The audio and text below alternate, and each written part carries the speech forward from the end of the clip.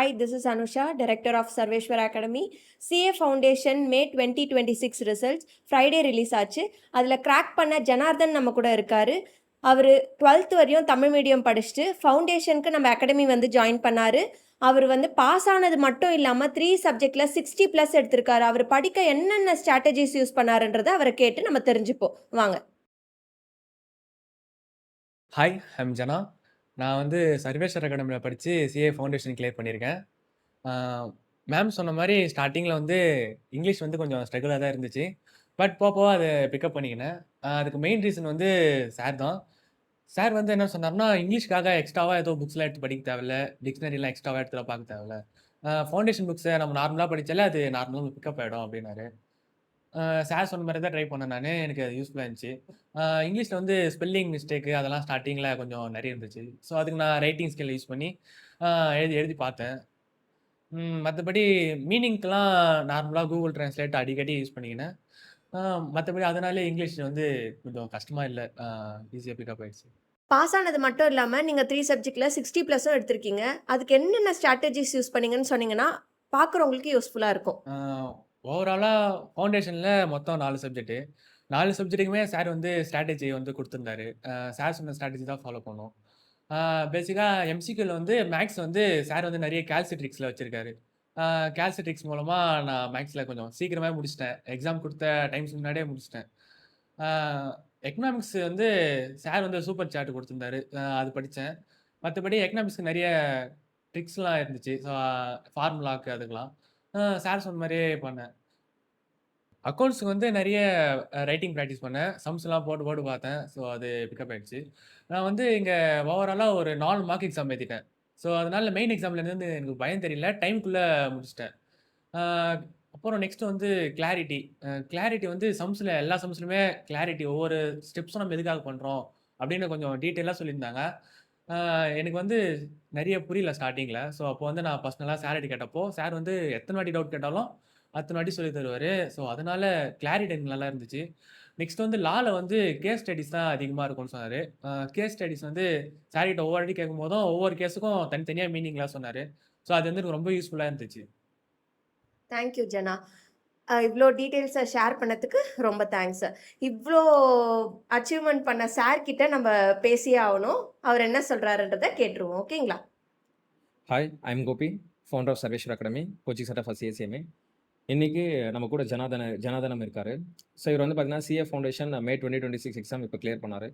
So ஆக்சுவலாக ஒரு தமிழ் மீடியம்லேருந்து வந்து 12th வரைக்கும் தமிழ் படிச்சுட்டு ஒரு இங்கிலீஷில் கன்வெர்ட் பண்ணி படிக்கிறது வந்து ரொம்ப கஷ்டம். பட் நிறையா ஸ்ட்ராட்டஜிஸ்லாம் ஃபாலோ பண்ணி இன்றைக்கி நம்ம கூட வந்து சிஏ ஃபவுண்டேஷன் நம்ம இன்ஸ்டியூட்டில் சிஏ ஃபவுண்டேஷன் கிராக் பண்ணி இன்றைக்கி நம்ம கூட வந்து இருக்கார். ஸோ இப்போது இவர் சொன்னார், இது மாதிரி சார் வந்து நிறைய கைட் பண்ணாங்க அப்படின்னு சொன்னாங்க.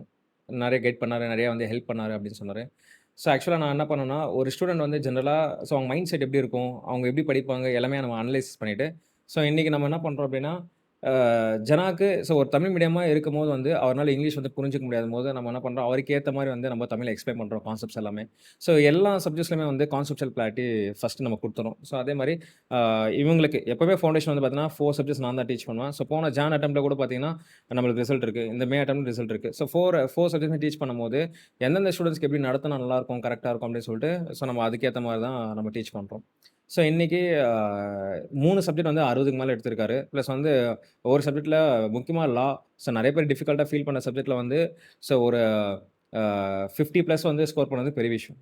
ஸோ அதுலேயும் பார்த்தீங்கன்னா ஸோ நார்மலாகவே தமிழ்லேருந்து கன்வெர்ட் பண்ணி இங்கிலீஷில் ட்ரான்ஸ்லேட் பண்ணி அதை வந்து நம்ம ப்ராக்டிஸ் பண்ணி அது நிறைய வாட்டி வந்து நம்ம ஆக்சுவலாக அதுக்கு ஒரு ரன்னிங் நோட்ஸ் எடுக்கணும். ப்ளஸ் வந்து பார்த்திங்கன்னா உக்காந்துட்டு ப்ராக்டிஸ் பண்ணணும், தனியாக கொஷின்ஸ் நிறைய எழுதி பார்க்கணும், பார்க்காம எழுதி பார்க்கணும். ஸோ அது மாதிரி நிறைய வந்து பண்ணிட்டு தான் வந்து இன்றைக்கி அந்த ஃபவுண்டேஷனில் கூட பார்த்தீங்கன்னா 50 மார்க் லால ஸ்கோர் பண்ணது கூட இவ்வளோ கஷ்டப்பட்டதுனால தான் முடிஞ்சிச்சு.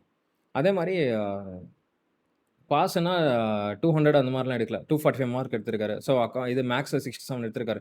ஸோ நிறைய கால்குலேட் ட்ரிக்ஸ் இருக்குது. நம்ம என்னென்னா ஒரு ஸ்டூடெண்ட்டுக்கு நம்ம எப்படி பாஸ் பண்ணணும் அப்படின்றத நம்ம சொல்கிறோம்.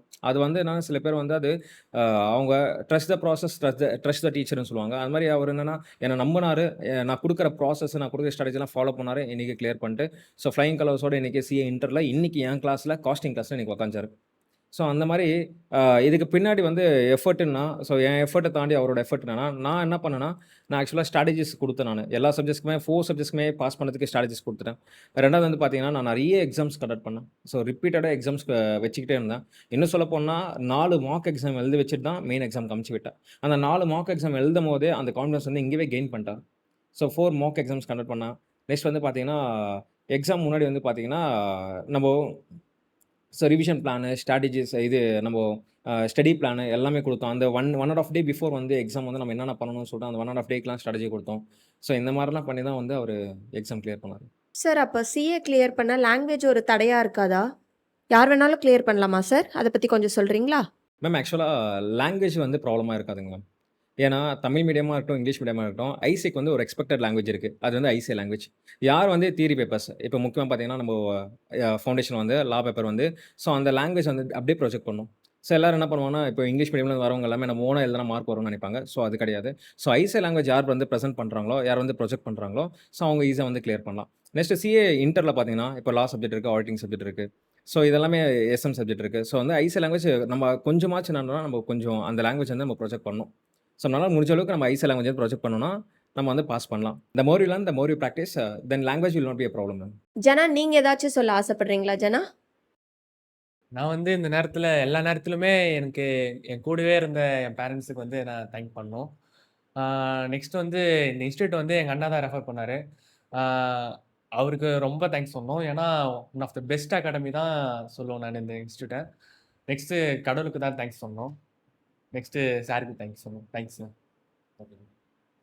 Thank you ma'am. ஜனா, இந்த வீடியோ பார்த்து நெறைய பேர் இன்ஸ்பயர் ஆயி சிஏ படிச்சு பாஸ் ஆவாங்கன்னு நான் நம்புறேன். Thank you for giving this interview Jana. Thank you sir.